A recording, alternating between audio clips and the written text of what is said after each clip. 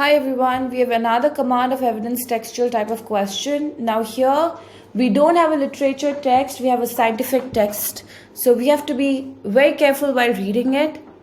When you're reading a scientific related or science related text, be very mindful about not repeating the scientific terms again and again. Create a certain short form to really read it so that you don't get confused with all the kind of jargons given to you in the text, right? Alright, now the first thing that we do is we read the question stem, which finding, if true, would most directly support the researcher's hypotheses. So there is some kind of a hypothesis given to me in the text by the researchers and I have to further support it. Right, now let's go ahead and read the text. In the mountains of Brazil, BT and BM, two plants in the V family. What are they? BT and BM, they're basically two plants in the V family. They established themselves on S, which is basically nutrient poor patches of quartzite rock. Alright, let's read ahead. It's okay, there's nothing much to understand over here. Just know we are talking about BT and BM, right? Plant ecologists Anna and Patricia used microscopic analysis to determine that the roots of BT and BM, which grow directly into the quartzite, have clusters of fine hairs near the root tip. Alright, so it's just explaining further how the roots are and where they are going. So they say basically they have clusters of fine hairs near the root tip. Okay. Further analysis indicated that these hairs, both malic and citric acid, so M and C acids. So these roots have hair and these hairs secrete M and C acids. That's all right. This is all just a fact, right? We have to reach our hypothesis first and understand that in order to support it. Let's read ahead. The researchers hypothesized that the plants depend on dissolving underlying rock with these acids. So now what is it that they are talking about? They are saying that plants have a dependability on dissolving underlying rock with these acids. Which acids? MnC acids. So they dissolve the underlying rock with the help of these acids. They depend on it.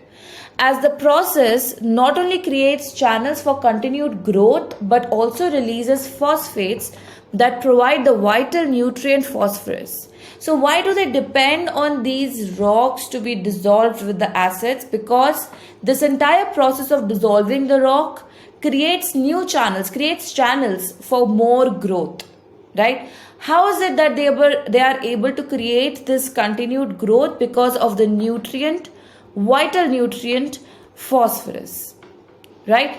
So there's something good happening because of the dissolving of the underlying rock with these acids.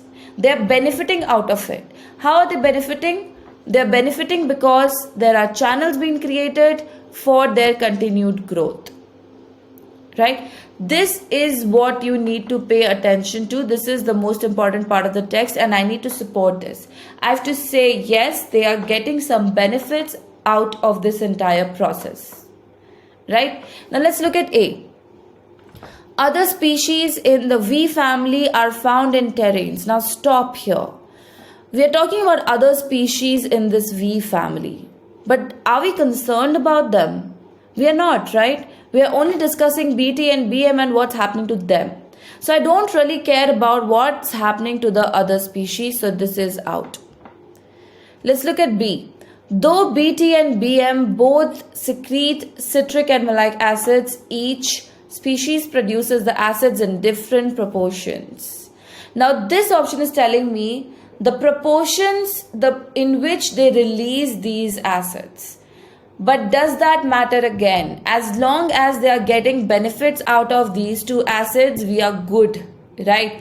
But the different proportions that they are releasing these acids in, I don't care, right? So choice B is not telling me how these different proportions are related to the benefit that they are getting, correct? So B is out, it's doing nothing to the claim or the hypothesis over here.